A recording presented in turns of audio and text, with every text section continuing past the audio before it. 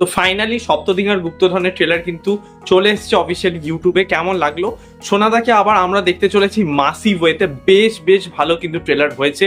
Trailer কাটিংটা কিন্তু খুব ভালো হয়েছে, খুব স্মুথ হয়েছে, এবং যেই গ্র্যান্ডারটা ভিজুয়ালগুলো যেভাবে এখানে দেখানো হয়েছে সেটা থেকে বোঝা যাচ্ছে যে ভাই এই সিনেমায় যথেষ্ট টাকা কিন্তু ঢালা হয়েছে।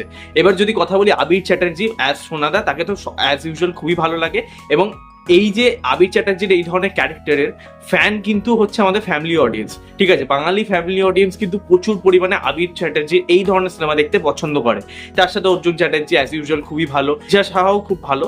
তো আমি যদি কথা বলি রজতব দত্ত, তার এখানে প্রেজেন্টেশনটা ভালো দেখিয়েছে, বাট আমার মনে হয় সে কোথাও গিয়ে রিপিটেড হয়ে যাচ্ছে।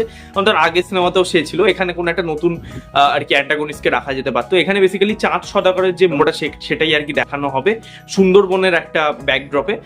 দেখতে খুব ভালো লাগছে, বাঘের একটা সিকোয়েন্স হচ্ছে সেটাও বেশ ভালো। ভিএফএক্স এর কাজ কিন্তু আমার টিজারে খারাপ লাগলো, ট্রেলারে দেখলাম বাংলা সিনেমা অনুযায়ী কিন্তু আমার ভালোই লেগেছে। হ্যাঁ, আমি বলবো না যে মারাত্মক, মানে একেবারে দেখে মনে হচ্ছে খুব অরিজিনাল, সেটা না, বাট হ্যাঁ বাংলা সিনেমা অনুযায়ী আমি তো বলবো যথেষ্ট ভালোই দেখতে লাগছে। দেখা যাক সিনেমাটা কেমন হয়। আমি তো চাইবো ভাই এই সিনেমা দিয়ে এই যে বাংলা সিনেমাটা খরার সময় গেল আফটার বিজয়নগরের হিরে, সেটা পূরণ হোক। এই সিনেমাটা এসে বক্স অফিসে বিরাট কালেকশন করুক, সেটাই আমি চাইবো।